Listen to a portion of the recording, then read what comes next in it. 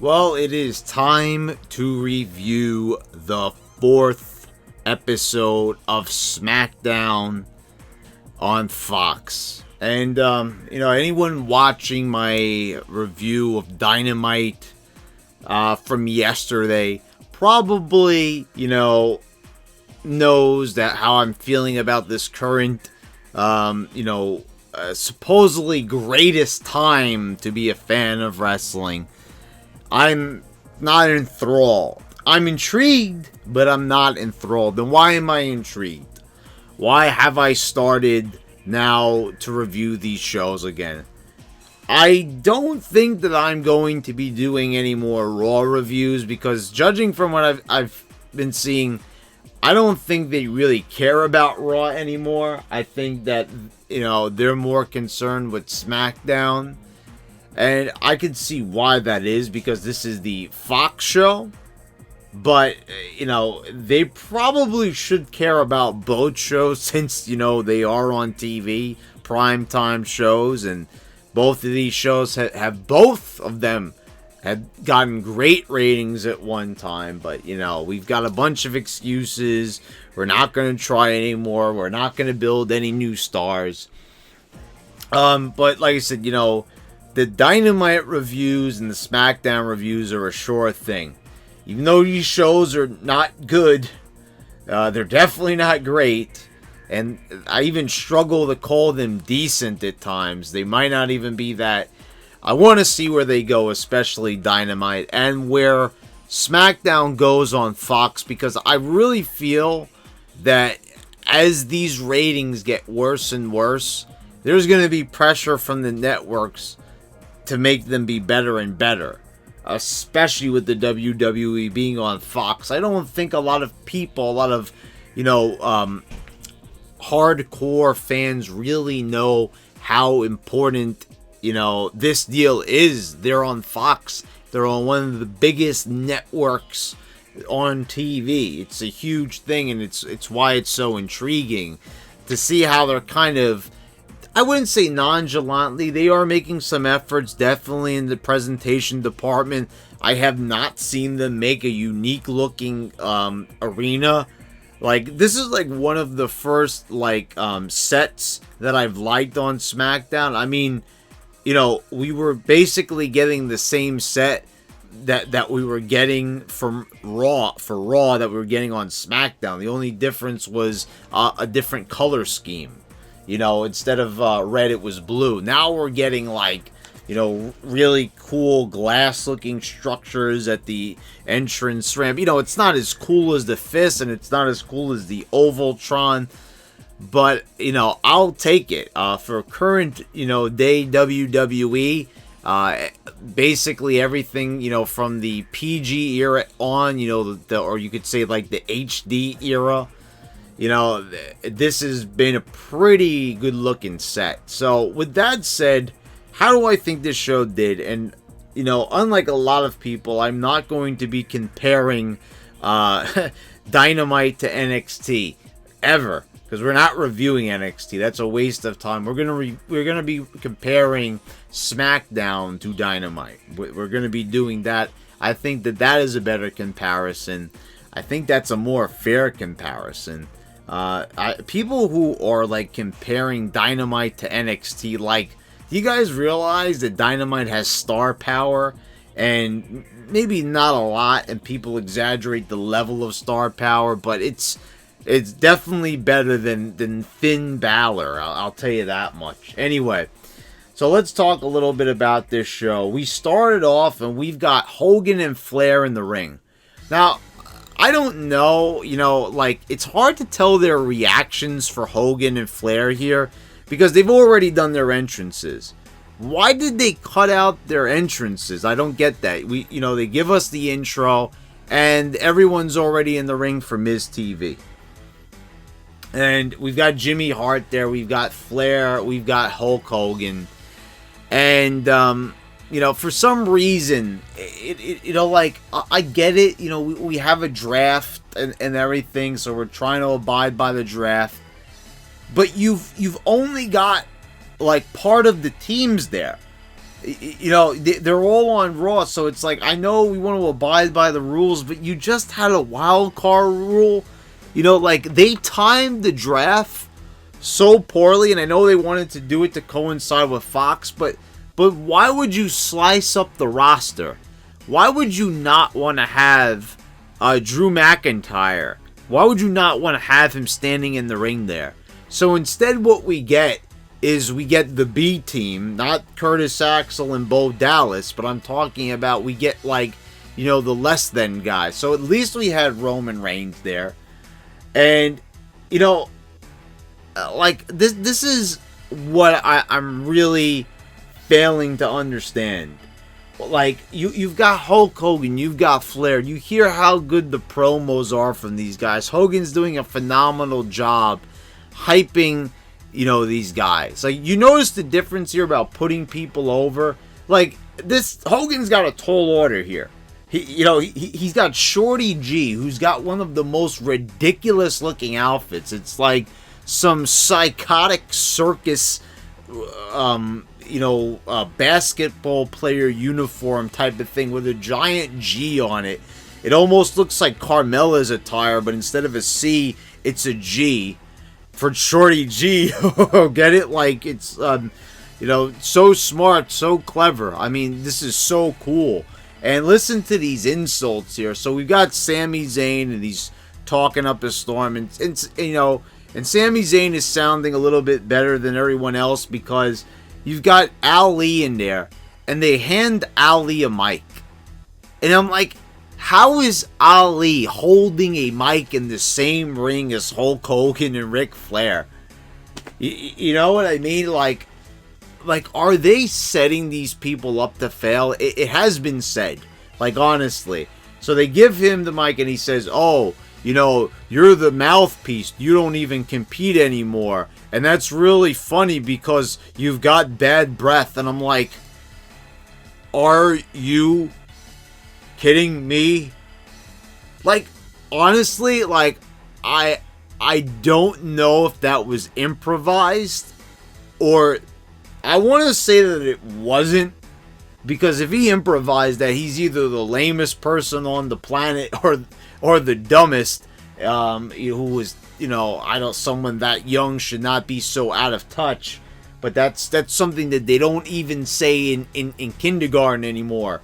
Have you heard, like, first and second graders, their events, they're like talking like adults half the time with coarse language, you name it. It's like, anyway, you've got you've got this amazingly horrible, cringy insult talking about someone's breath.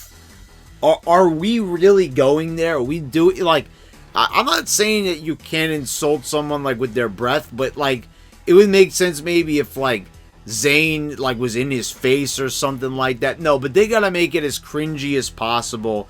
It's gotta be the worst possible insult that they could come up with. Okay, so then, you're putting Ali in this position to say that, and it doesn't even stop there, because then you've got Shorty G saying, well, let's punch people in the face. Let's start punching some faces, he goes. And I'm like, are you serious? Like, what is going on here?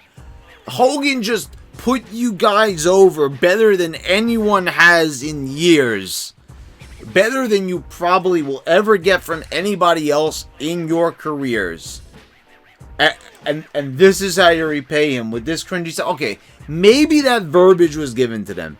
Maybe that's not their fault. But I mean, man, oh man, like, honestly, how can the writers give them this stuff when they know they're going to be in the ring with Ric Flair and Hulk Hogan? I mean, are they suicidal? I mean, what are they thinking here? Making them sound this horrific. So they challenge them. They back out of the ring to heels. You've got, like, honestly, like, the one who sounded the best on the mic here was Corbin. And he didn't even really say anything too special. Out of the guys whose names are not Hulk Hogan and Ric Flair, obviously. You know, the Miz is hyping it and everything, and like, you know, like this is all the Miz is now. He's just a hype man. You know, like, I don't know, like, why they want the Miz to be a face. Like, why is he not a main event heel? Because you've got some of the smarks who don't want him to be like a world champion anymore because he's not a good wrestler. I mean, my God, we just had Kofi Kingston. We had Kofi Kingston as the world champion for a good 6 months. And now you're telling me that, you know, that the Miz doesn't deserve to be a champion, or at least compete for the belt. At least make me believe that he is going to win it or something like that. Anyway, so they bail out of the ring. Now, Zayn makes an excuse. I don't know what the deal is with Zayn, if he's injured or whatever, like why they're keeping him out of the ring, but I mean, this works for him. You know, he was doing an okay job on the mic. So maybe I won't say Corbin. I might say that Zayn kind of sounded the best here. He was doing a good job being like the annoying heel and everything and making all these excuses. He says somebody like kinked his neck. So Cesaro is going to take his place. So Cesaro comes out.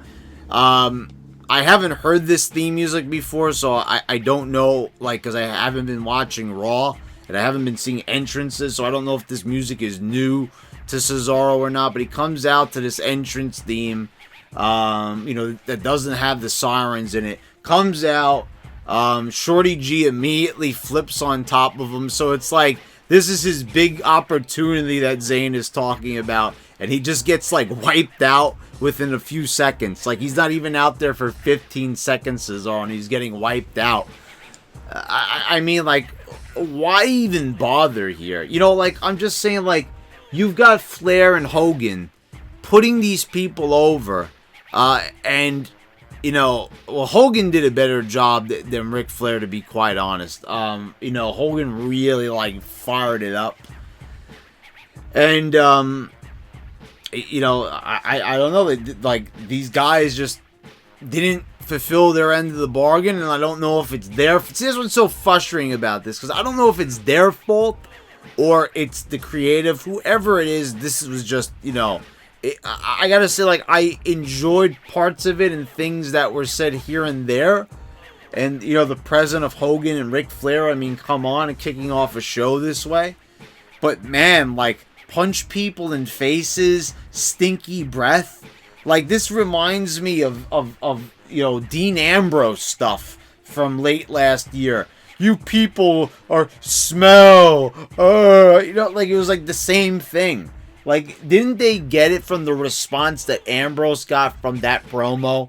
The reaction from fans? Didn't they, don't they think it's probably a wise idea to stay away from smells and saying people smell a certain way, like that people are not going to find that appealing or funny or you know, good in any way? So, you know, but here they are again, you know, talking about people's, you know, body odors and stuff like that. I mean, it's ridiculously cringy, and we shouldn't. Like, we're on Fox, we shouldn't have to even talk about this. This stuff should have been long gone. They should have got all this crappy stuff out of there that they know is bad. They have to know it's bad, but they still do it anyway. It's like, I'm just saying, I'm like shocked. It's on Fox. They know what spot they have. You gotta believe that McMahon knows, you know, the type of deal that he's got here and what Fox expects from them. And they all know that Fox wanted this show to be a certain way. And you know, we're going with stinky breath. I'm sorry, I have to repeat it a few times because I can't even believe that they even went there. I mean, have them say something generic or something like that, but you had to go for the humor route, and you failed miserably. Anyway, so, and then, like I'm saying, at the end there, Cesaro just wiped out, like, introduce a new guy. It's like, okay, you introduced this new guy, so, like, people who are not familiar with him here, the new returning audience or whatever it is, you know, like, why should they care about Cesaro after this big introduction from Sami Zayn when he just gets wiped out? And also, like, I'm sorry, I'm just, like, thinking about this promo. Shorty G, then... Sami Zayn, like, insulted Shorty G here. And he's saying that if Ali stood on his shoulders, that he still wouldn't be as tall as Nakamurphy. And like, what was he? What?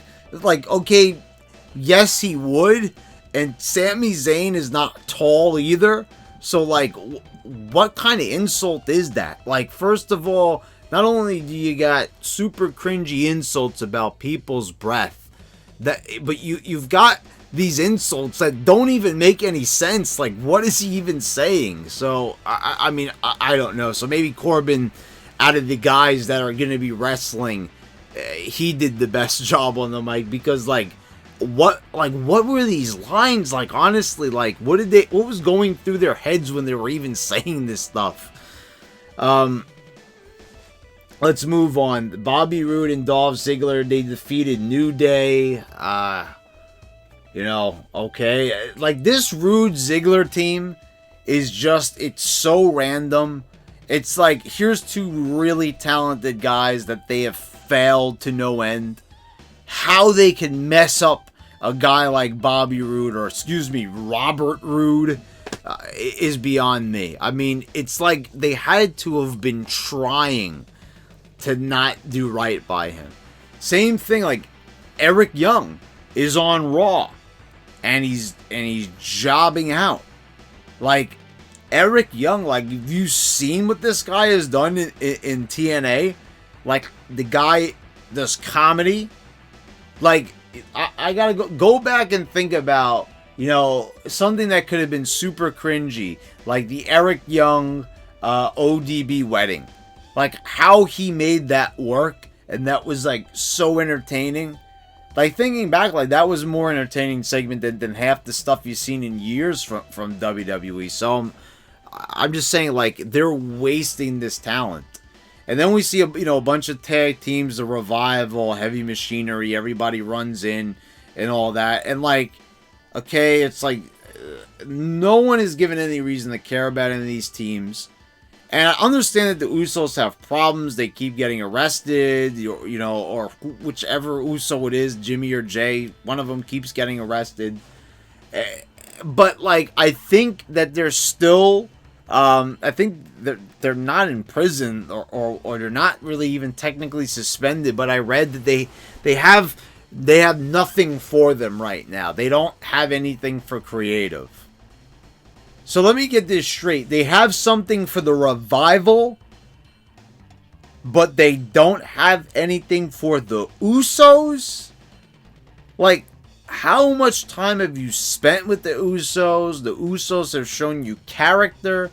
They did a complete 180 and made it and turned from the most generic Samoan wrestlers, the most stereotypical Samoan wrestlers, to the point where it was almost insulting how stereotypical that they made them with the yelping and everything. It was a joke, pretty much. And, like, these guys turned it all around. They became, tough guys. It was great. They were cutting good promos. And somewhere along the line, they just had one too many matches with New Day, and it became super cringy. But they're still talented guys who are capable of a lot, and you're not going to put them in the tag team turmoil. Like, you've got all these teams, but you're going to choose to do the Revival over the Usos. So, I don't know. Maybe it's because that's the excuse, because the Usos are too controversial, and they don't want to have that kind of reputation, having them on Fox. I don't know what the case is with them. But if that's the case, then release them. I mean, if you're not going to use them, I mean, it's an insult to them. You're like, this is a great team, and they're not going to be a part of this. Instead, it's the Revival, the most boring, uncharismatic team that I've probably ever laid eyes on. Then we get Lacey Evans versus a jobber. And I didn't get the format of this match. I really didn't. So it's funny. I was just asked the other day on my channel, like, what do I think of Lacey Evans? And I responded. I said, I think that the girl's got potential. She's good looking, attractive girl. She's a former Marine. That's great credentials. I've seen in NXT the way how she dressed. They gave her like a military attire. And I don't know what the thing is. Like why they decided to just go full on, runway model, sassy Southern belle. Like, I get it, she's supposed to be dressing like she's from the 50s and everything, but, like, I'm sorry, but that's just not going to cut it in 2019. You can't do the Deuce and Domino thing anymore, and that was done 10 times better when they did it. But, I don't know, it would have been way better. Like, why not play off of her? If the whole thing is supposed to be, women empowerment and all like that, what a better way than to show and really play up that this girl is military. Instead, you make her a girly girl and everything, and, you make her say to the jobber, I shouldn't have to be in the same ring as this thing, just, like, attack the other girls' like, looks, and just have her, be more generic, when they could have her, they could make her awesome, like, when you really think about it, build off of, I don't know how she was character-wise in NXT, I didn't really pay attention, I didn't watch, but, like, just the attire alone, this attire is not working for her, like, as far as I'm concerned, the thing that's been the most over about Lacey Evans since she got on the main roster is at Extreme Rules when they did the extreme close-up on her, and you know what I'm talking about. That was the thing that seemed like it got everyone's attention. So, that's what I'm saying. You've got a good-looking girl here. There's potential. There's credentials. You could play up the military background. So, when you've got a military veteran here, you're not, they put it on her entrance when she comes out, but you're not going to play that up so you could be like, we've got, a Marine here. Forget about John Cena in the Marine. We have a real full-on Marine. How are they not using that and playing it up more? I'm it's like Sonya Deville. We'll get to her in a minute. Okay, but like, so, but, and also this, like, she pretends like she's gonna get counted out. She waits till the jobber has her back turned, and then she, like, spins her around and then gives her the woman's right, punches her and then pins her, and, like, like, first of all, the way I always see that is, like, so why did she have to sneak up behind the ham and egger to beat her? Because that's what I'm getting from it. I know it's supposed to be, like, a heelish tactic, but it's like she basically, like, I don't want to say cheated, but she did something underhanded to beat a jobber?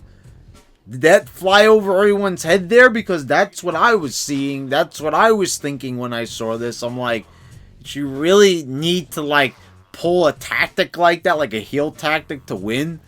Like, first of all, they shouldn't even be having a jobber match. If they're not even going to explain to the audience who these other people are, like Ali and everything for the Fox audience, then I don't want to hear the excuse that, they're rebuilding her for SmackDown, so that's why she has to have a jobber match because she was on Raw. I don't want to hear those excuses because, based on what I said, you see guys in the opening segment that are not going to keep you tuned in. So, like, I don't want to hear that, okay? Then up next we've got Nikki Cross in a generic promo for the ages. I don't understand. Like, I know I said that she was like a one-trick pony with the, the crazy psycho gimmick. But, like, her eyes are, like, perfect for it. So she's got good facials for it. They needed to have someone like Al Snow. I get it. He doesn't work for WWE. But, like, I don't know, somebody, I just can't think, like, I don't know, even Jake Roberts, get someone to talk to her, to talk how she could be, like, a little bit more psychological with it. I don't know. Think of someone who did a crazy gimmick back in the day. And just tell her how she could do more variety with it. Because how? They've just completely wiped her clean. And she's been doing this, I see, you know, on when she was on Raw with Alexa Bliss. They've just been having her be this plain old girl. And she's talking about, you know, how Bailey says that, you know, everyone is like lazy. And, you know, she's just talking about, you know, she says, oh, you know, most women are beautiful, but it's not all about beauty. What the heck? Like, come on. Super cringy stuff here once again. Come on, like, who talks like this? You know, Shorty G is saying, I'm comfortable with who I am.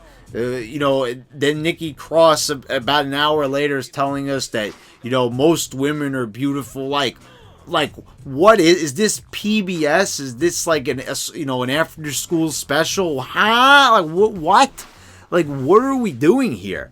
Like, is this supposed to be cool wrestling? You know, a SmackDown on Fox in prime time. Wow, cool. And then you hear this garbage, you know, and you just, without the psychotic eyes, Nikki Cross just comes across as a plain rando. You know, and Shorty G just, you know, like, man, like, with that type of talk, it's people are just gonna be like, what is this? And turn it off. You know what I'm saying? They're not like weirdos like us who will like watch this garbage or like review it here on YouTube and stuff like that. So like no one's gonna go for it. See, I understand because like this is what they do now. You know, I get what they're trying to do. The way how they're booking this is now they're like, oh, all right, great, we're on Fox. So now we're on the big network. They'll understand what we're trying to do here, the SJW stuff, and you know, and like we're gonna really push like the empowerment thing. It's not popular. Most people do not want that stuff on TV. The people that say that they want that stuff on TV, you know, like with Batwoman and all that stuff, they're not even watching the show, judging by the ratings, because if they did, the ratings for those shows would be a lot higher. So what's going on now is, you know, they're infiltrating these shows, making them all SJWE and all politically correct, you know, and you got all these messages. You know, and the thing is, like, who is even, like, making such a big deal out of Chad Gable's height? Who's saying that most women are not beautiful? Who said that they weren't? You know, and like, instead, it's, we just get these promos that, like, if when you hear them, is there anyone out there who's like, wow, you know, he's right. I agree with him. I feel a sense of greater inner worth by having listened. No, you're not thinking that. Basically, you're face palming like Picard, and you're saying this is super cringy, and I don't like this. That's what I believe. Even, you know, even the most hardcore smart will cringe at this. Then we get the Firefly Funhouse, and you know, when Seth Rollins set the Funhouse on fire, Ramblin' Rabbit passed away, and then like, then you know, Bray says, you know, he wanted, you know, his mom wanted an open casket, so he takes Ramblin' Rabbit out. His like brain is exposed, and then he like starts kissing it like on the brain. Then all of a sudden he comes back to life, and then the Vulture just grabs him and eats him, and like, you know, that was fun and entertaining, and it was wacky, and Bray Wyatt makes it work and everything.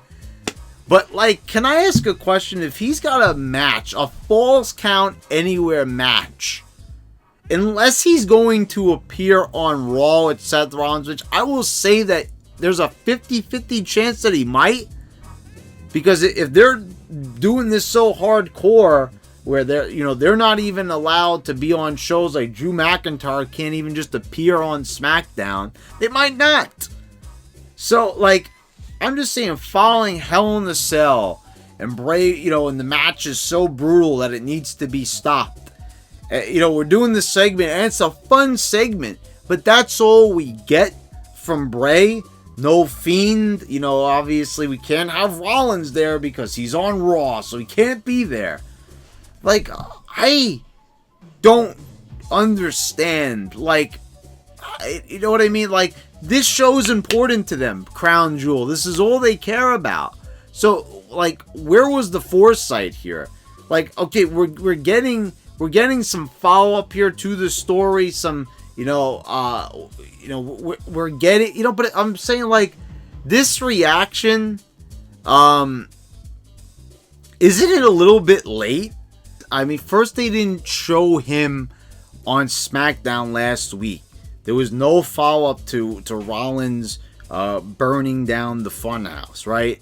So, like, they skip it, and, like, and you all think that the Fiend, because he's a SmackDown superstar, that he's going to be on that show. But he's not.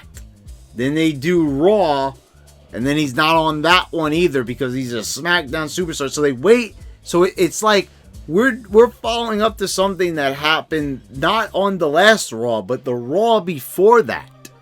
And I'm like, so what was the excuse of why the Fiend wasn't on SmackDown last week?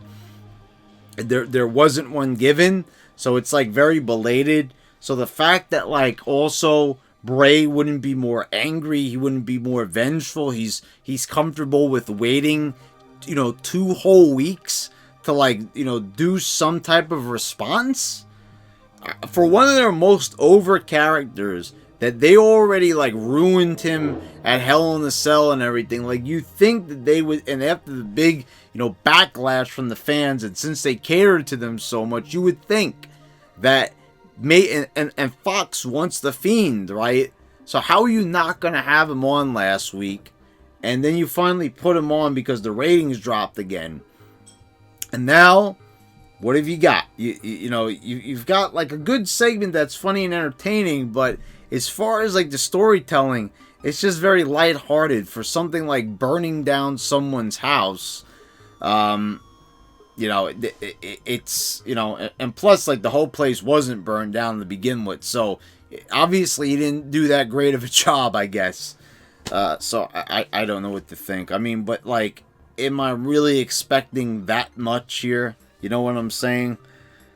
Then we've got Drew Gulak versus Kalisto, and he starts off with a PowerPoint presentation.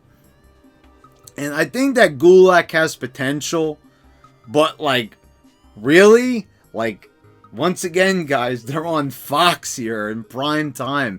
Is this a good idea? Is this really a good idea? To do this here? Like, at this moment on the show? Like, right smack dab in the middle of the show? Is this a good idea? Probably not. So, Strowman comes out, interferes. The distraction, Kalisto, gets the pin on Gulak, Kalisto wins, whatever. Then Strowman picks him up, power slams him, cuts a promo and says that, that's what happens when he gets disrespected. And then, he says, but Drew belongs in the ring, but Tyson Fury doesn't.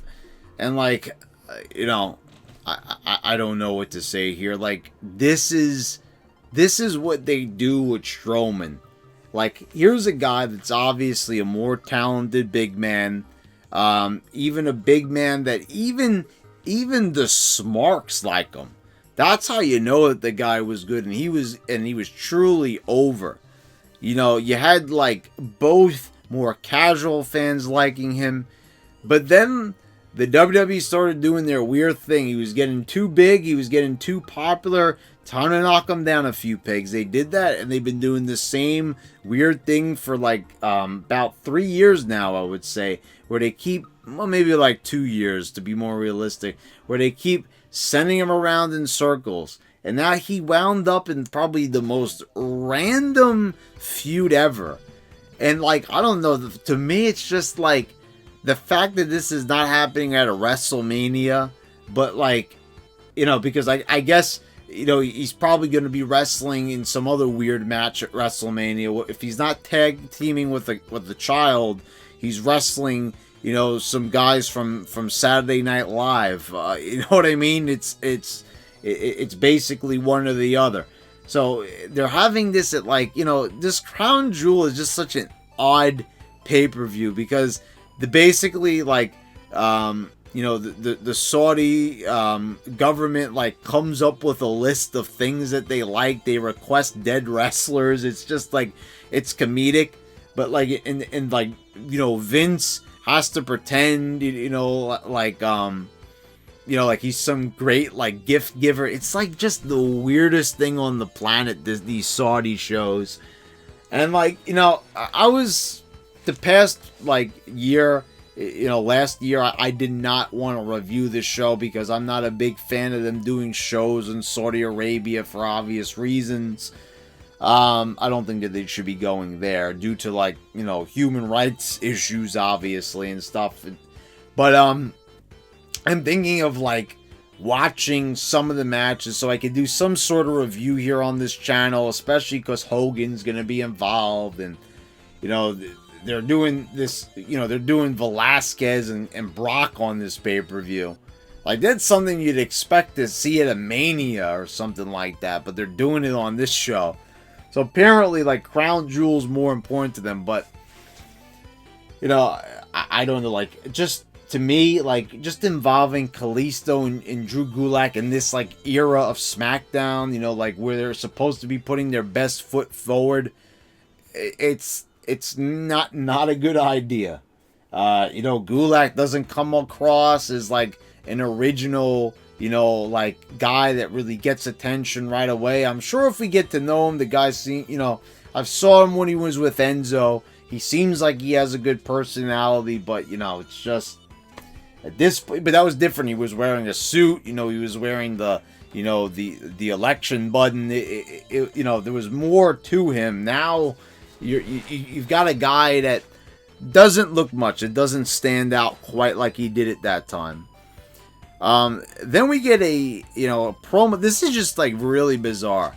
So Daniel Bryan comes out to the ring. Michael Cole is, interviewing him, asking him, is the Yes Movement coming back? You did some horrible things, and I like this. This is another plus that I must say. And there's one more thing I like on this show. So this I got mixed feelings about. I like that they followed up actually. And they didn't just, say, okay, he's a babyface now, like, it just that total random. I like that they actually went back and showed you the promo that Daniel Bryan cut when he turned heel. So at least you can see that, we're acknowledging that he was a heel. So, we're going to try, but I just know this is what they do. They have Sami Zayn come out. And Zayn is like telling him, I know who you are. That, when you were the new Daniel Bryan, that was the real Daniel Bryan. And Zayn, like, he did a good job, like, cutting this promo because, okay, like, they're indie guys. So, they know each other and everything. And, like, obviously, people who are tuning in are not going to know what the hell they're talking about, which is another stupid thing that they're doing here. Like, they need to understand, they can't do the same things that they've been doing that they're here on Fox. Because they are not going to know. No one knows Daniel Bryan or Sami Zayn's career. No one, no one like tuning in for the first time in a decade has heard of Ring of Honor. No one has heard of these careers, or that he was once called Bryan Danielson. You know what I'm saying? Like, no one knows about that stuff. So, like, if you're not even going to show video packages or anything, and that probably wouldn't even go over that well. You're looking at Sami Zayn, and you're saying, like, who is this guy? Like, honestly, like, people might have known, Daniel Bryan has a much better chance of being recognized due to the whole Yes thing. So, but let's also be perfectly honest. Like, you're offering this up to a whole new audience on a whole different channel that has potential. I mean, look at the ratings that they got for the first episode. Obviously, there was a big portion there that wasn't there previously. So you know that there were different people watching that show. So, you know, why would you do that? Why would you set up something where people could possibly be turned off to it? They should not be leaving any opportunity on this show for people to be confused, scratching their head, or, you know, getting to the point where they're just like, well, I don't know what this is about, and just turning it off. You know what I mean? And people who are not going to be approaching this with an open mind, because I see it all the time when I'm reviewing Dynamite. People just see it as me bashing it instead of, you know, even though I keep talking about the positives, repeating why I'm making these criticisms, people view it as an assault on something they like, and that's not what I'm doing. I'm not trolling. I'm basically giving you my honest opinion. So I'm saying, like, I like that they acknowledge it. I like that Sami Zayn was like bringing this out of Bryan and saying, like, you know, this is who you are. Bryan's, you know, hanging his head. Now, you know, like, Bryan doesn't know what to say. I'm not sure if I was a big fan of him staying quiet through the whole thing. I saw what they were going for here. You know, like, you could just have, like, maybe Bryan trying to make an excuse, and maybe Zayn might cut him off, and Bryan might say, you know, might think to himself, well, that's a good point. You know, but just having him stay there, and then it's like, so Zayn, like, you know, outreaches his hand, and Bryan makes like he's about to shake it, and then he, like, you know, then he just, you know, bumps through them and you know, walks out. So to me, like, that's like refusing the offer. But then they have him like hang his head like he's not sure, and I don't know, that's, to me, that's like sloppy storytelling. There should have been way more verbal here. And I know, you know, sometimes saying less is more, but here there needed to be a little bit more verbal. You know, I talked about, like, when Michael Cole was shouting at the top of his lungs when the Fiend came out, like, a few weeks ago. I think it was, what was it, the Raw Reunion show. I said he should have shut his mouth and just, you know, just should have let that segment run its course. And a lot of people echoed that. Well, this was a time when they should have had Bryan say something to Zayn. It would have been a good idea. It would have told a better story, and also maybe cleared the air a little bit for people who didn't know what the hell Zayn was talking about here. You know, because, like, you know, if you don't know, they played the promo, which was good, but I don't know. They should have covered more ground. They need to realize that they've not been doing good. They weren't doing good when they were on USA. They were doing a horrible job attracting viewers. So they should be doing way more damage control and trying to, you know, erase as much history as possible. You know, like, I like that they went back to it for the continuity's sake for everyone else that was watching, but they got to understand that, like, people have not been following this, and they're not doing a good job of explaining exactly what they're presenting. You know, it brings me back to, like, a classic thing from, like, elementary school, and it's going to sound super cringy and stuff, but it's kind of like when you're writing a paper. I remember the teacher saying, pretend like an alien is coming down from another planet. And you know what you're trying to communicate in that paper, but the alien doesn't. He's not familiar with the language, so you have to try to be as descriptive as possible and try to make the most sense you can to make your point clear. That is the concept, the perfect concept that WWE should be trying to play. Now, I mean, you don't have to keep hitting everything directly on the nose like the commentators do all the time. But, like, you know, if you're trying to, like, leave, you know, like a big matzo ball out there for people, you know, like a big mystery for people to contemplate, then have Bryan be conflicted. Talk a little bit. The guy must have a lot on his mind. He's going to stay quiet during the whole thing. You know what I mean? Like, he's a good promo, so, like, why is he not talking here? Anyway, we'll move on. We've got Nikki Cross defeating Mandi Rose, and like, why should anyone care about this? Like, you had Nikki Cross, who might have intrigued certain people with her, insanity gimmick, but instead that's gone. She just comes off super plain here, hitting a neck breaker on Mandi, pinning her clean and all that, and meanwhile, who's at ringside? Sonya Deville, who even had the Fox broadcasters talking about, she's going to be this, this pick who's going to turn out to surprise everybody. She hasn't done anything.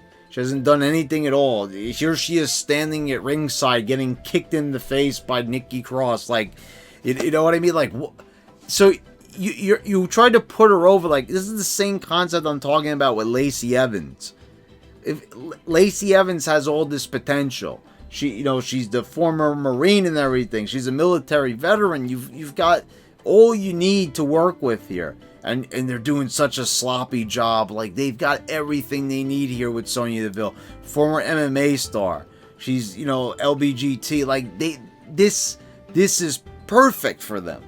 Once again, you can have so many different personalities on this show that could be like attractive to other audiences, and you're failing to put over your most prized thing. Instead, everything has to be super cringy. You can't make it relevant. Like, so I'm saying, it's like you're trying to push the women's division. Okay, so make it relevant. Make people want to care about it then. We empower. Well, how are you empowering women? What are you doing? They have no personalities or anything. The one that does have the personality, Cringy Lynch, well, she's on Raw anyway, so I guess she's even more irrelevant now. Like, her personality is totally dislikable, and she's even cooling down with the fans. And what do you have left? Like, here on SmackDown. Like, this is just, oh my god, this is so bad. This is not going to be good. Like, this is the match that we're going into. I guess it's not going to take place at Crown Jewel, but the next pay-per-view, we're going to have Nikki Cross versus Bayley. Like, oh my god, like, that's gonna be the first challenger for Bayley's Nikki Cross. Like, why are we supposed to get behind Nikki Cross? Because she says most women are beautiful? Like, oh wow. I'm so behind her because she said that. What a statement. What an empowering statement. We've got Rey Mysterio coming out with Kane Vasquez by his side, talking about what Brock Lesnar did to Dominic a few weeks ago, to him and Dominic. He said that Kane Vasquez is going to, add another scar to the other side of his face. Paul Heyman pops up on the Titantron. Of course, he gotta say spoiler. Oh my god, like, you always have to say that garbage. Every single time, like, he's always got to get those same few catchphrases out, and they're not even good. Anyway, he reveals, and Heyman was just being super annoying here. Like, I get it, that's his heel character, but you know what I'm talking about. You watch these reviews, you know what I'm saying. Like, Heyman starts, like, hinting around saying, do you want to know what Brock Lesnar's been doing and what he's been doing, whom he's been doing it to? Like, how did he word that? First of all, it sounded really perverted what he was saying, and like, anyway, he reveals that he's been beating up Dominic all this time, and then they show Rey Mysterio and Kane Vasquez in the back, and they're checking on Dominic, and this was great. Brock comes in with a trash can, bashes everybody, then he takes Rey Mysterio, does an F5, like, flings him into the wall. I'm like, damn. Then he picks up Vasquez and Velasquez, and he F5s him right onto Dominic on the table. Dominic goes rolling off. All I'm saying is, this is the last that we're gonna see of Kane Velasquez before the Man, I never realized how hard his name is to say, Velasquez. Vasquez is a lot easier to say, but like, damn, that name is just like, anyway, hard for me to say anyway, but like, that is how, like, we're gonna go into it. So, like, Brock, like, ran away like a sissy, and, and Kane Velasquez is just punching the daylights out of him, on the first episode of SmackDown. And then you fast forward a few weeks, and one F5, a trash can shot, and an F5, and like he's laying him out, and there's like no, nothing where like Kane is like enraged, I'm gonna, beat the crap out of him and all this. No, that's the last we see of him on the show. I'm just saying that to be the last image of, shouldn't the whole thing be like, obviously Brock is gonna beat him at Crown Jewel, but shouldn't the whole story be like, Brock might not be able to beat him? I look at this and I'm like, Brock should have no problem beating him. This just makes it super predictable, basically. Look how much he laid him out. They're not even willing to protect this guy. Cool. That was a cool segment, though, nonetheless. I mean, I loved how he just rushed in there and just beat everyone up. It was great. My favorite part of the show, honestly. Then we get the main event. It's Roman Reigns, Shorty G, and Ali defeating Corbin, Nakamurphy, and Cesaro. So, like, I don't, I see a few guys in here, like I'm saying, Corbin, Reigns, Cesaro, that look like stars. And I see a bunch of other guys, like Shorty G and Ali, like, oh my God. Like, how hard was it? Like, I get it, like, it's like, I know Hogan needs money and everything because of his divorce and all that, but, like, a part of Hogan probably wants to give back to the business, as does Flair, as do a lot of guys, but, like, how hard must it be for Hogan to have to, like, look at Shorty G and put this guy over, and look at Ali and put this guy over, like, honestly, like, that's gotta be, like, really tough for Hogan. That's a hard sell. I mean, nothing's hard for Hogan. Hogan could sell you a bowl of lint.